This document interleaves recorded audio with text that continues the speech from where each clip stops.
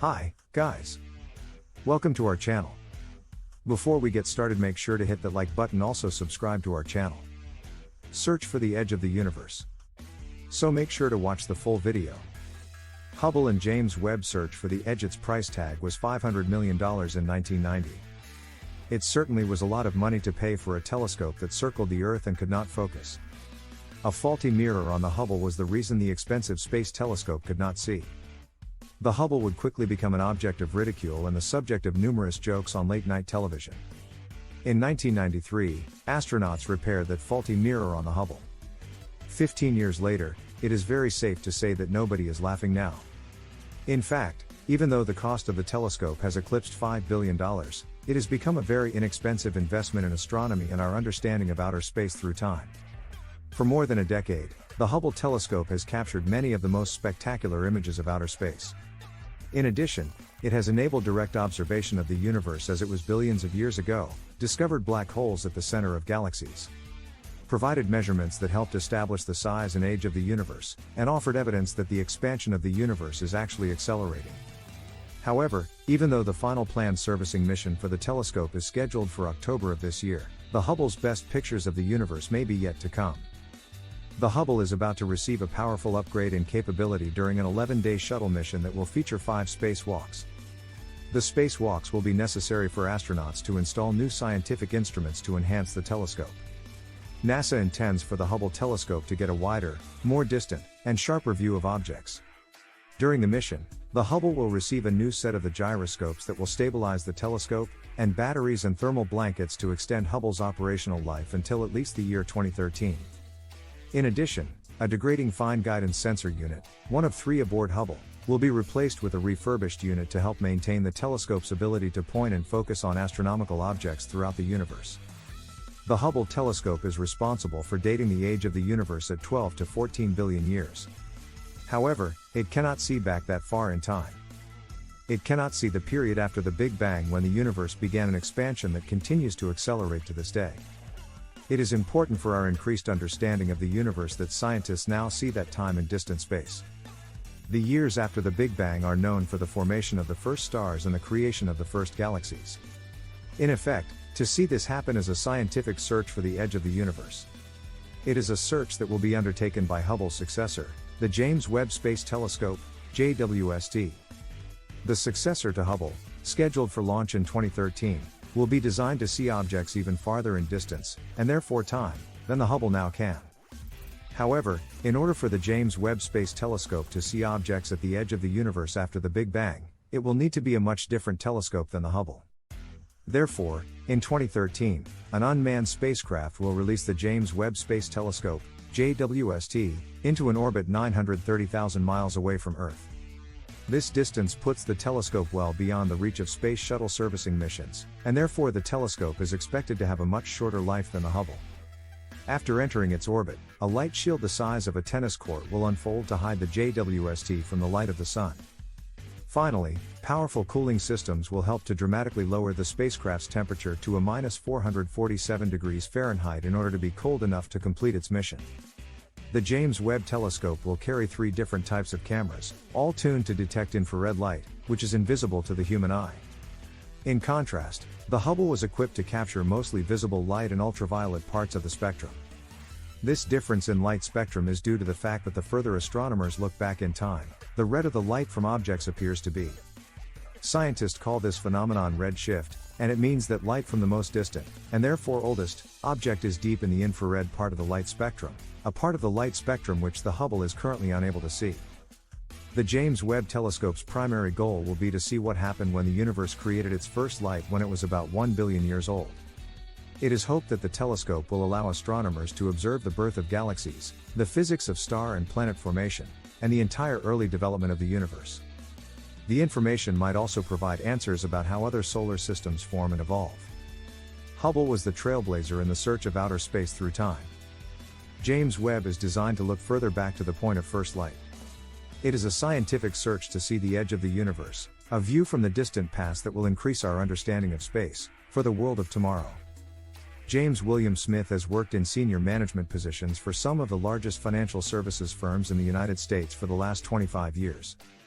Paul Sutter is an astrophysicist at The Ohio State University and the chief scientist at Cozy Science Center.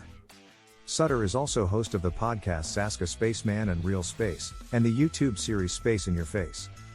We all know that the universe is expanding, right? Well, if you weren't aware, now you are.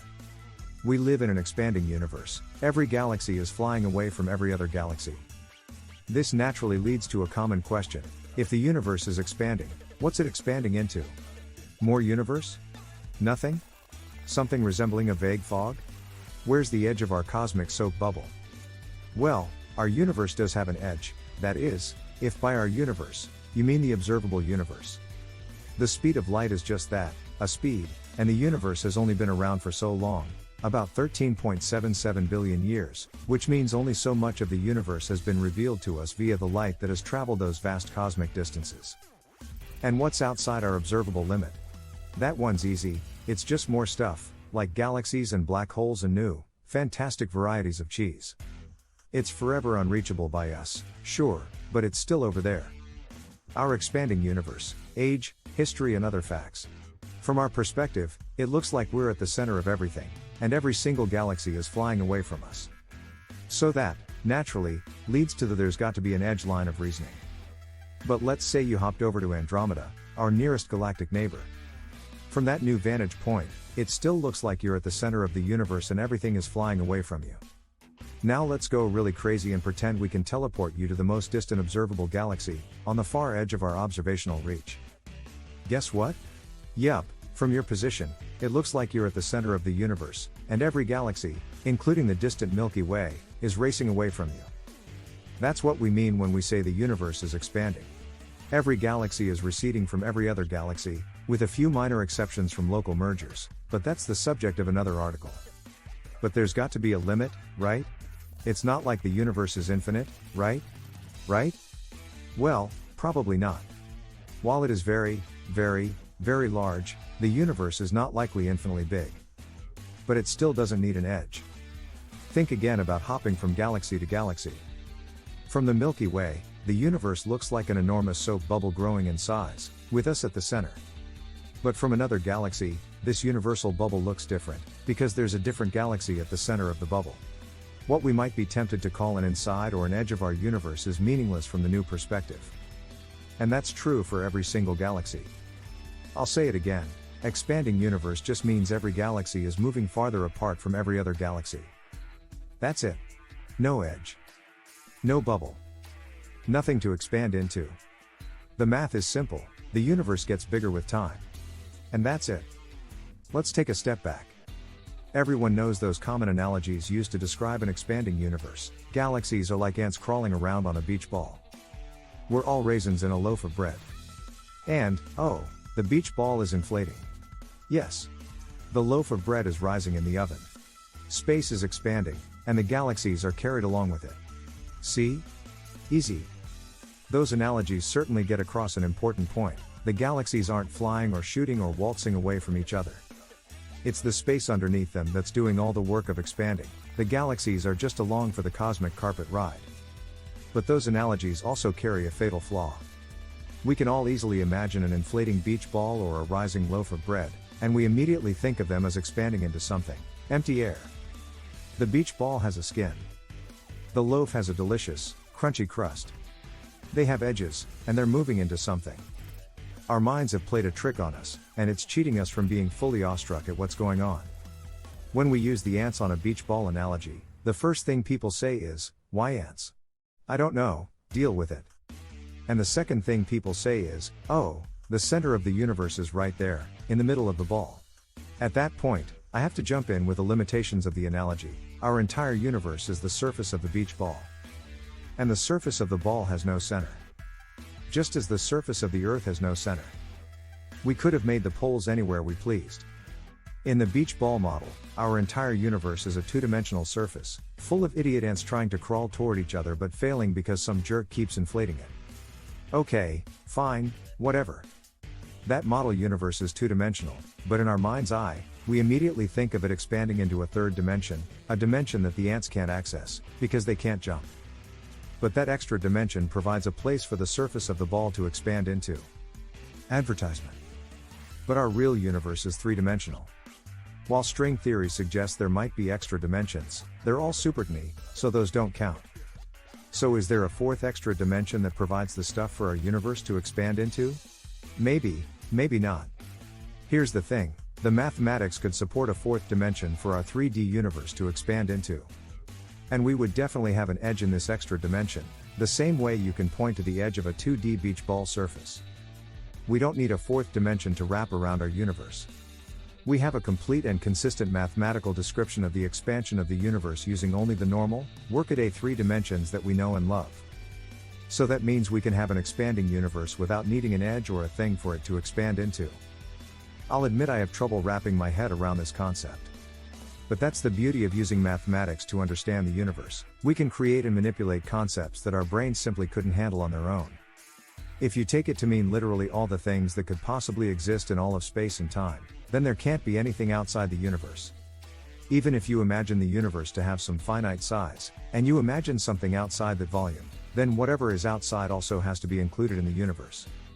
Even if the universe is a formless, shapeless, nameless void of absolutely nothing, that's still a thing and is counted on the list of all the things, and, hence, is, by definition, a part of the universe. If the universe is infinite in size, you don't really need to worry about this conundrum. The universe, being all there is infinitely big and has no edge, so there's no outside to even talk about. Oh, sure, there's an outside to our observable patch of the universe. The cosmos is only so old, and light only travels so fast. So, in the history of the universe, we haven't received light from every single galaxy. The current width of the observable universe is about 90 billion light-years. And presumably, beyond that boundary, there's a bunch of other random stars and galaxies. But past that? It's hard to tell. Cosmologists aren't sure if the universe is infinitely big or just extremely large. To measure the universe, astronomers instead look at its curvature. The geometric curve on large scales of the universe tells us about its overall shape. If the universe is perfectly geometrically flat, then it can be infinite. If it's curved, like Earth's surface, then it has finite volume. And I know this is extremely headache-inducing, but even if the universe has a finite volume, it doesn't have to be embedded. What do you think of our video? Let us know in the comment section below. If you enjoyed this video, make sure to hit that like button. Also remember to subscribe to our channel and enable notifications so you will be the first to know when we upload a new video. Thank you for watching.